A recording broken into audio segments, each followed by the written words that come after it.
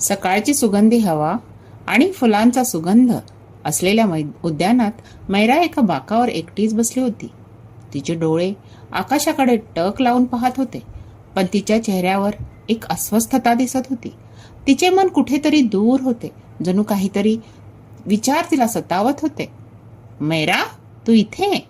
अचानक मागून एक आवाज आला.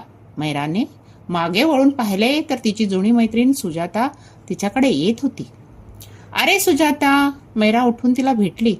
तू कशी इकडे? मी इथे जवळच राहते. आज सकाळी फिरायला निघाले होते. सुजाताने मैराकडे बारकाईने पाहिले. पण तू काय करतेस इथे? आणि तुझा चेहरा इतका उदास का दिसतो? मैराने एक दीर्घ श्वास घेतला. बस काही विचार चालू आहेत. सुजाता तिच्या शेजारी बसली. काय झाले सांग ना. तुझ्यात असं काही गुपित ठेवण्याची सवय नव्हती. सुजाता, मी माझ्या आयुष्यातील सर्वात कठीण निर्णय घेतला आहे.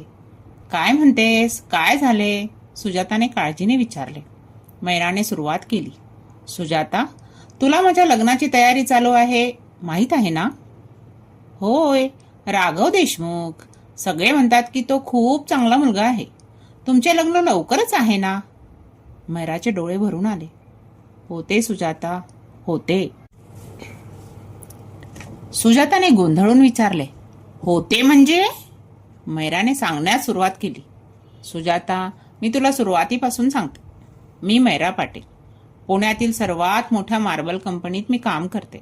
आमचे कुटुंब खूप प्रगतिशील आहे. आई बाबा यांनी मला नेहमीच स्वातंत्र्य दिले आहे. मी जे काही बोलते त्यावर ते कधीच अडथळा आणत नाहीत. सुजाताने होकार दिला. हे तर मला माहीत आहे. तुझे कुटुंब नेहमीच खुल्या विचारांचे आहे.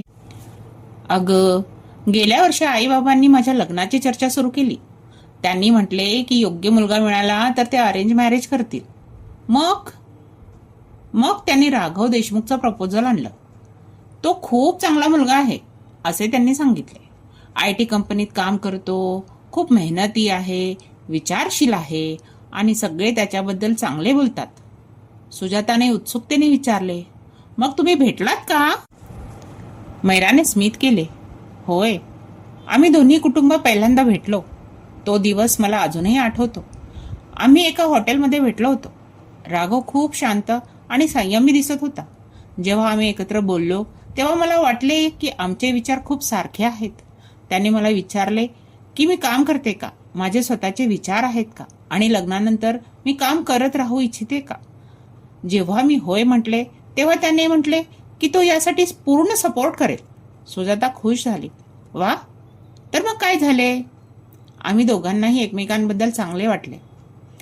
आमच्या कुटुंबाने लग्न ठरवले. मी खूप खुश होते. सुजाता, मला वाटले की मला एक परफेक्ट जीवनसाथी मिळाला आहे. मैराने पुढे सांगितले. लग्न ठरल्यानंतर आम्ही अधूनमधून भेटत होतो, एकमेकांना अधिक ओळखण्यासाठी. सुरुवातीला सगळे काही छान वाटत होते. आम्ही एकमेकांशी फोन आणि व्हॉट्सअपवर बोलायचो आणि विकेंडलाही प्रत्यक्ष भेटायचो. पण हळूहळू मला काही गोष्टी लक्षात येऊ लागल्या. राघव खूप प्रॅक्टिकल आहे, हे खरे, पण तो कुठल्याही गोष्टीत फक्त नकारात्मक बाजू शोधतो. सुजाताने गोंधळून विचारले. म्हणजे? उदाहरणार्थ, एकदा मी त्याला सांगितले की मला एक नवीन प्रोजेक्ट मिळाला आहे कंपनीत. मी खूप एक्साइटेड होते, पण त्याने लगेच म्हटले, अरे पण तुला एक्स्ट्रा काम करावे लागेल, स्ट्रेस होईल. मी त्याला पॉझिटिव्ह बाजू सांगायचा प्रयत्न केला, पण तो ऐकायला तयार नव्हता. एकदा मी त्याला सांगितले की मला एक नवीन हॉबी सुरू करायची आहे, पेंटिंग. पण त्याने म्हटले, अरे एवढा टाइम कुठून मिळेल आणि पैसा पण वाया जातील. बेटर आहे तू तो टाइम काम करण्यात घालवावा. सुजाताने चिंतेने विचारले. पण कदाचित तो प्रॅक्टिकल असेल म्हणून. मैराने डोके हलवले. नाही सुजाता, असे नाही. मुद्दा हा आहे की तो माझे बोलणेच ऐकत नाही. जेव्हा मी काही सांगते तेव्हा तो टॉपिक चेंज करतो किंवा सरळ म्हणतो की त्याला या गोष्टीत इंटरेस्ट नाही. एकदा मी त्याला माझ्या ऑफिसमधल्या एका मैत्रिणीबद्दल सांगत होते. ती कशी मदत करते आणि कसे तिचे वागणे, नेचर चांगलं आहे. पण तो म्हणाला, अरे तू इतकी भोळी आहेस, तिचे काही हेतू असतील तर. कोणीही विनाकारण चांगले काम करत नाही. आणखीन एक गोष्ट, तो माझ्या सवयींवर टीका करतो. एकदा आम्ही कॅफेमध्ये बसलो होतो. मी चहा पित होते आणि मी माझ्या चहामध्ये थोडी जास्त साखर टाकली. त्याने म्हटले, एवढी साखर घालशील तर डायबिटीस होईल, तुला माहीत नाही का, आणि तुझी ही सवय चांगली नाही. मी त्याला म्हटले की हे माझे पर्सनल चॉईस आहे.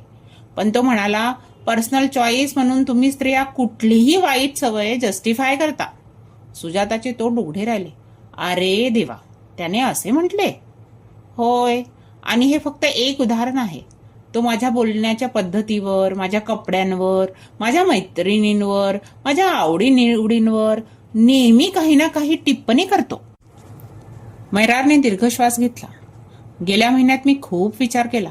मी समजावून सांगण्याचा प्रयत्न केला, पण तो म्हणतो की तो माझ्या चांगल्यासाठी सांगतो. तुला रिअलिस्टिक पर्स्पेक्टिव्ह हवा, असे तो म्हणतो.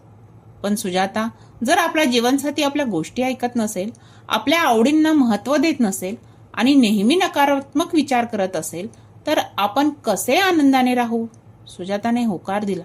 तू अगदी बरोबर म्हणतेस मैरा. मी अखेरीस निर्णय घेतला की हे लग्न मी करणार नाही. पण मग भीती वाटू लागली. लोक काय म्हणतील? सगळे राघवला परफेक्ट मुलगा समजतात. त्याला रिजेक्शन दिल्यावर माझ्यावर काय टीका होईल? पण मैरा, मग तू काय केलेस? सुजाताने उत्सुकतेने विचारले. मी थोडी हिंमत ऐकवटली. आधी माझ्या आईबाबांशी बोलले. सुरुवातीला ते समजले नाहीत. ते म्हणाले, मैरा, तू ओव्हर थिंक करत आहेस. लग्नानंतर सगळे काही बरे होईल. राघव चांगला मुलगा आहे. पण मी त्यांना सविस्तर सांगितले की नेमके काय होते आहे. मी त्यांना एक्झाम्पल्स दिले. मी त्यांना सांगितले की माझ्या आयुष्यात अशा व्यक्तीसोबत राहणे शक्य नाही जो माझं ऐकत नाही. मग त्यांनी काय म्हटले? सुरुवातीला ते शॉक झाले. पण आईने मला समजावून सांगितले की जर मला खरोखर असे वाटते तर मी योग्य निर्णय घेत आहे. बाबांना वेळ लागला, पण शेवटी ते देखील माझ्या बाजूने आले. मग आम्ही राघवच्या कुटुंबाला बोलावले. हे सर्वात कठीण होते. सुजाता, मी त्यांना सांगितले की मी हे लग्न करू शकणार नाही. राघवचे आईबाबा खूप नाराज झाले. ते म्हणाले, आमचा मुलगा काय कमी आहे? तो इतका चांगला आहे, इतका समजूतदार आहे. पण मी त्यांना सांगितले की हा राघवच्या चरित्र्याचा मुद्दा नाही, हा कम्पॅटिबिलिटीचा मुद्दा आहे. राघवने स्वतः काय म्हटले? राघव गप्प राहिला. मग तो फक्त एकच म्हणाला, मैरा, तू ओव्हर रिॲक्ट करत आहेस. पण यावरून मला आणखीन खात्री पटली की माझा निर्णय योग्य आहे. मैरा, लोकांनी काय म्हटले? सुजाताने विचारले.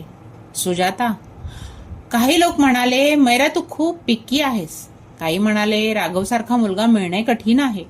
काही म्हणाले मुलींना आजकाल खूप एक्सपेक्टेशन्स आहेत. पण माझ्या जवळच्या मैत्रिणींनी आणि कुटुंबाने माझा साथ दिला. ते समजले की मी लाईट रिझनसाठी हा निर्णय घेतलेला नाही. एका काकूंनी मला म्हटले, मैरा, लग्न ही आयुष्यभराची गोष्ट आहे. जर तुला वाटते की तुम्ही सुखी राहू शकणार नाही तर तुझा निर्णय योग्य आहे. मैराने सुजाताकडे पाहिले. सुजाता, मला कळले की रिस्पेक्ट सर्वात महत्वाची गोष्ट आहे रिलेशनशिपमध्ये.